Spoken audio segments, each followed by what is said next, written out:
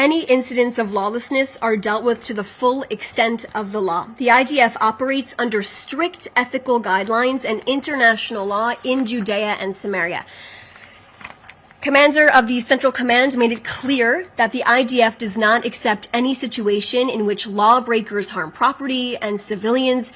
Jewish communities are under attack, and they are oftentimes conveniently overlooked in the media. Israel has experienced a wave of terror perpetrated by individuals, many of them very young, inspired by vicious incitement in Palestinian social and traditional media, urged on by the Palestinian leadership.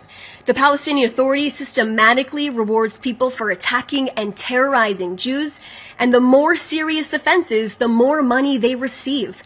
The abhorrent pay-for-slay initiative by the PA has continued, and the policy must stop, as it drives and it fuels terror against Jews. Now, as part of the ceasefire, Israel released 250 Palestinian terrorists serving life sentences.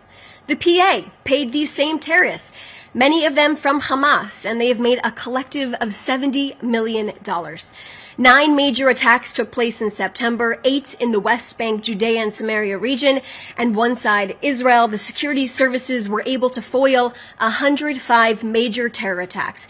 9 people were killed and 24 injured in the September terror attacks. I'd also like to point to you more information on the ground. When it comes to terrorism from Judea and Samaria, I can tell you that Israel's policy is that there will be no safe haven for terrorists in Judea and Samaria. The IDF and our security services continue to operate vigorously to foil terror attack activity in the region, and we will reach anyone who harms the state of Israel and its citizens and our soldiers. The terrorism against Israeli citizens is the result of ongoing incitement directed by Iran and Hamas, encouraging attacks against civilians and their murder and attempting to ignite additional arenas.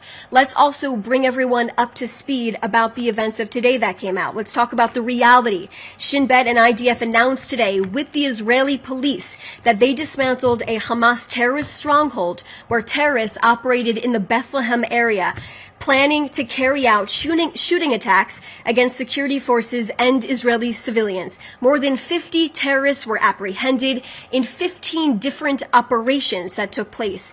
One of the terrorist cells was in advanced stages of operational readiness, preparing to carry out attacks within the immediate time frame. Now, thwarting this type of terrorism prevented significant terror attacks from happening, which could have had a devastating toll on our soldiers and our citizens.